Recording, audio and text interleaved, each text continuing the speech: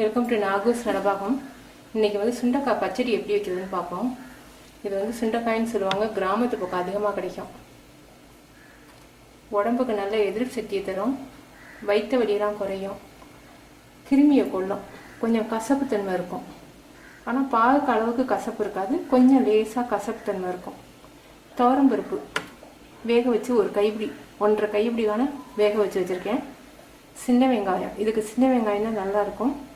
தக்காளி பழம், சின்ன பழமாக ஒரு பழம் போட்டிருக்கேன். ஏன்னா நம்ம புளி வேற கரைச்சி ஊற்ற போகிறோம், அதனால் சின்ன பழம் போதும். இது வந்து சாம்பார் மிளகாத்தூள் 1 ஸ்பூன் எடுத்துக்கோங்க. மஞ்சத்தூள் 1 சிட்டிகை அளவுக்கு வச்சுருக்கேன். சாம்பார் தூளும் மஞ்சத்தூளும் வச்சுருக்கேன். தாளிக்கிறதுக்கு வந்து உளுந்தம்பருப்பு, ஜீரகம், வரமிளகா 1, பெருங்காயம் கொஞ்சம், புளி வந்து இந்த அளவுக்கு எடுத்து ஊற போட்டு வச்சுருக்கேன். இப்போ நம்ம சுண்டைக்காய் எப்படி நறுக்கிறதுன்னு பார்ப்போம். இந்த தோலெல்லாம் வந்து இந்த காம்பை வந்து எடுத்துடணும். இப்படி இந்த மாதிரி காம்பு எல்லாத்தையும் எடுத்துடணும். எடுத்துட்டு தண்ணியில் கொஞ்சம் மோர் ஊற்றிக்கணும். இந்த காய் வந்து கொஞ்சம் கருக்கும். கத்திரிக்காய் கொஞ்சம் சீக்கிரம் நறுக்கி போட்டிங்கன்னா கருக்குது பார்த்தீங்களா, அதை மாதிரி கருக்கும். அதனால் தண்ணியில் வந்து மோர் ஊற்றிக்கணும். மோர் ஊற்றிக்கினீங்கன்னா உங்களுக்கு வந்து கருக்காது. அப்புறம் விரலெல்லாம் வந்து கருத்து போயிடும். இந்த காய் நறுக்கையில் கையில் கொஞ்சம் இந்த மாதிரி ஆயில் அப்ளை பண்ணிக்கோங்க. ஆயில் அப்ளை பண்ணாட்டி உங்களுக்கு விரலெல்லாம் கருத்து போயிடும். இந்த சுண்டைக்காய் காம்பு நறுக்கிற காயை இந்த மாதிரி 2ஆக வகுந்து போட்டுக்கோங்க. முத்தலாக இருந்தால் போடாதீங்க. சில காய் முத்தலாக விதை தெரியும் உங்களுக்கு, அந்த காய் போட வேண்டாம். இந்த மாதிரி 2ஆக நறுக்கி இந்த மோர் தண்ணியில் போட்டுக்கோங்க. அப்போ தான் வந்து கருக்காது. 1/2 ஸ்பூன் மட்டும் ஆயில் ஊற்றிருக்கேன். சுண்டைக்காயில் இருக்க கசப்பு தன்மை குறையிறதுக்காகவும் அதோடைய ஸ்கின், அந்த தோல் வந்து சாஃப்ட் ஆகுறதுக்காகவும் நம்ம முதல்ல சுண்டைக்காயை வந்து வதக்கிக்க போகிறோம்.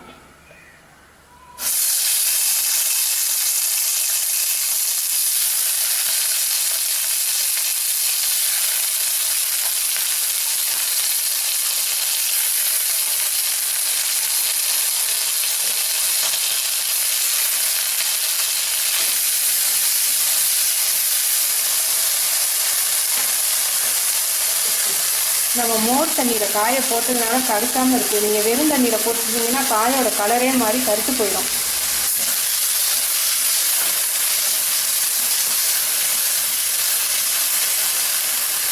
இதோட கலர் மாறணும், பச்சை வாடை போகணும். ஒரு 3 நிமிஷம் கொஞ்சம் வதக்கணும்.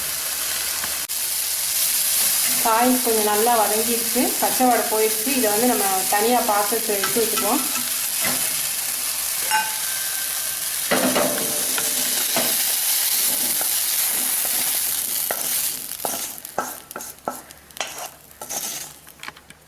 நம்ம காய் வதக்குறதுக்கு 1/2 ஸ்பூன் ஆயில் ஊற்றிக்கணும். இப்போ வெங்காயம் தக்காளி வதக்குறதுக்கு 1/2 ஸ்பூன் ஆயில் ஊற்றிக்கிறேன். கடைசி அதை தாளித்து போட்டினா தான் நல்லாயிருக்கும். ஃபஸ்ட்டு தாளிக்கக்கூடாது.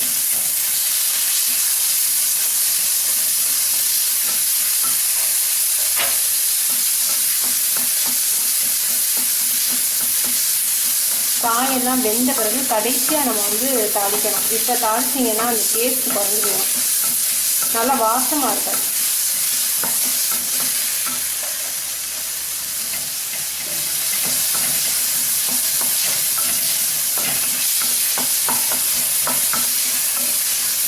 பச்சை வாடை போடுறதுக்காக நம்ம வதக்குறோம்.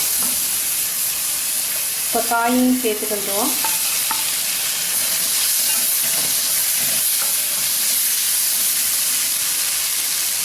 மஞ்சத்தூள், சாம்பார் மிளகாத்தூள்னால் இதில் வந்து மல்லி, மிளகாய், சோம்பு, சீரகம் எல்லாமே நம்ம ஆட் பண்ணியிருக்கோம். வீட்டில் அரைச்சி வச்சுருக்கீங்கல்ல அந்த சாம்பார் தூள். இப்போ புளிக்கரைசல் தண்ணி,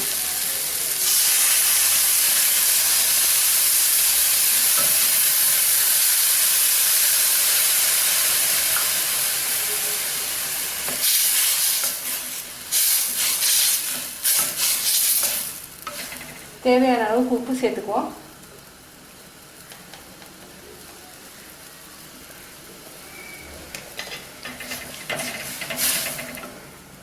நம்ம பருப்பு ஏற்கனவே வேக வச்சுருக்கோம் இல்லையா, அது காய் வெந்த பிறகு போடணும். சிலர் நினைப்பாங்க இப்போயே வந்து நம்ம ஊற வச்சு பருப்பை ஊற வச்சு இதோடு சேர்த்து குக்கரில் ஒரு சவுண்டுக்காக வச்சிடலாம்னு நினைப்பாங்க. ஆனால் புளி சேர்த்துருக்கிறதுனால பருப்பு நல்லா வேகாது, அரை வேக்காடாக விதையாக இருக்கும். அப்போ உங்களுக்கு டேஸ்ட் இருக்காது. அதனால் இதை வந்து காயை நல்லா வேக விடுங்க. ஒரு 20 நிமிஷம் நம்ம மூடி வச்சுருவோம், வேகட்டும். இப்போ நல்லா வெந்துருச்சு. சுண்டைக்காய் இப்படி அமுக்கி பார்த்தீங்கன்னா இந்த பாருங்க நல்லா வெந்துருச்சு. உப்பு உரப்பெல்லாம் போதுமானு பாருங்கள். உரப்பு பத்தலைன்னா இப்போ போடக்கூடாது, போட்டிங்கன்னா வாடை வரும். ஒரு வரமிளகா சேர்த்து நான் 1 மிளகா தான் போட்டிருக்கேன். உங்களுக்கு உரப்பு பத்தலைன்னா 2 மிளகாயாக நீங்கள் போட்டுக்கோங்க. புளி பத்தலைன்னா இப்போ நீங்கள் புளி கரைச்சி ஊற்றிக்கலாம். தாளிக்கிறதுக்கு முன்னாடி கரைச்சி ஊற்றி ஒரு கொதிக்க விடணும். இதில் உப்பு உரப்பெல்லாம் டேஸ்ட்டாக இருக்குது. இப்போ தாளிச்சிடுவோம். சாரி, பருப்பு சேர்க்க மறந்துட்டேன், பருப்பு சேர்த்துடணும். பருப்பு வந்து நான் வித்தியாசமாக தான் வந்து வேக வச்சு வச்சுருக்கேன். ஏன்னா சுண்டைக்காயில் பாதி முத்தல் இருக்கும். நீங்கள் காயை பார்த்து நீங்கள் பருப்பு சேர்க்க முடியாது, அளவு சொல்ல முடியாது. நறுக்கும் போதே முத்தல் தெரியும். முத்தலாக இருந்தால் வேகாது, முத்தலை போடாதீங்க. இப்போ நான் வந்து ஒரு 4 ஸ்பூன் அளவுக்கு பருப்பு சேர்த்துருக்கேன்.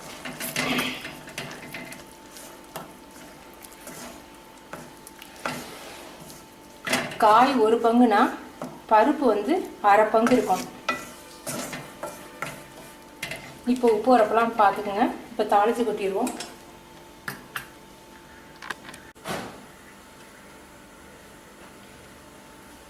வரமிளகாய் அப்புறம் போடலாம், கருகி போயிடாம. சீரகம், உளுந்தம்பருப்பு.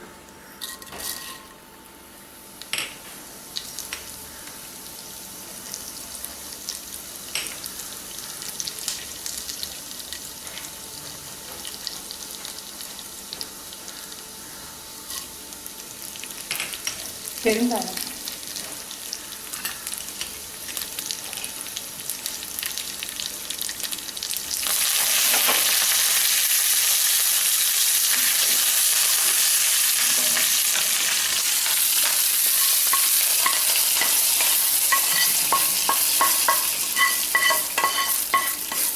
கடைசியாக நம்ம தாளித்து கொட்டோம் இல்லையா, அந்த பெருங்காயம் வரமிளகாய் ஸ்மெல்லாம் அந்த ஃப்ளேவர் ரொம்ப நல்லாயிருக்கும்.